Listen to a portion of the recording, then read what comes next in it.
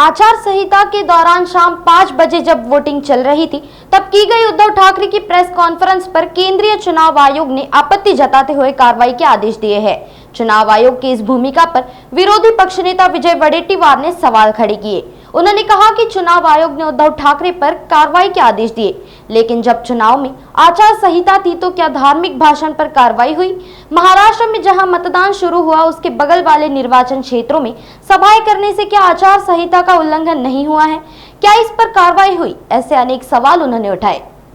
आता सगळ्यांनाच माहित आहे, निवडणूक आयोगाने उद्धव ठाकरे नोटीस बजावली, पण निवडणूक आयोगाने ही निवडणूक धार्मिक मुद्द्यावर लढत असताना भाषण झाली, त्यावर काय करतेय? ती जबाबदारी निवडणूक आयोगाची नाही का?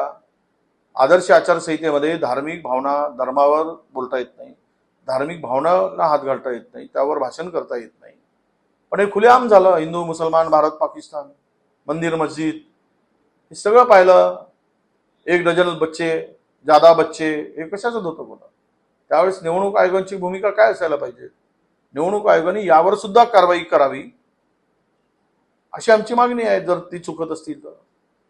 ज्यावेळेस महाराष्ट्रात निवडणुका सुरू होत्या त्यावेळेस मात्र मतदान एका बाजूला असताना राज्यात मतदार क्षेत्रात ज्या भागात ज्या लोकसभा क्षेत्रात मतदान सुरू आहे बाजूलाच सभा घेतल्या गेल्या।